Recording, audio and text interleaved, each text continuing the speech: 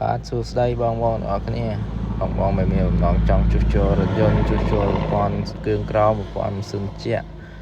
ប្រព័ន្ធភ្លើងអាចតាក់ទងមកបានខាងបងប្អូននៅយានដ្ឋានជាងហ៊ុននៅខាងកើតផ្សារឈូក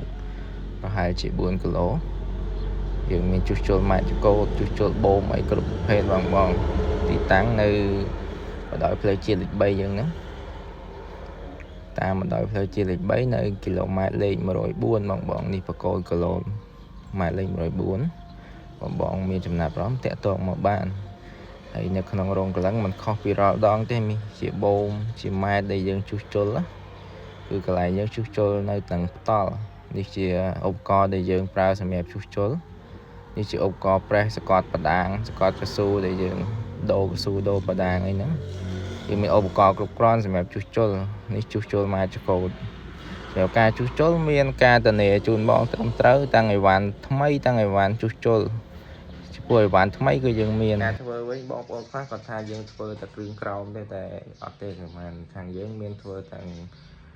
ប្រព័ន្ធសិនជាប្រព័ន្ធភ្លើងអីគឺធ្វើមកចប់បងអាចមានចំណាប់អារម្មណ៍អាច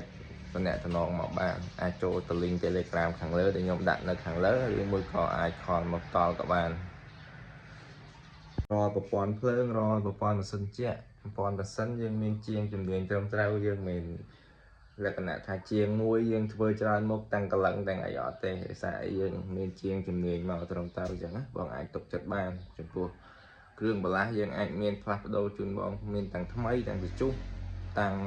អីវ៉ាន់ដែលយើងជួសជុលក៏បានបងតាមថវិកាបងទាំងអស់គ្នានេះចំពោះការប្រឹក្សាយោបល់វិញបងអាចឆានមក Telegram បានយើងប្រឹក្សាជូនដល់ការឆ្ងល់ដល់ការសួរអីហើយចំពោះការឡើងប៉ុងឆែកគ្រឿងក្រោមអីបងអាចជិះកាត់ហ្នឹងបងអាចចូលមកឆែកបានយើងអត់គិតសេវាពីការឆែករបស់បងឆែកគ្រឿងក្រោមអីហ្នឹងបងអាចចូលមកបានអរគុណ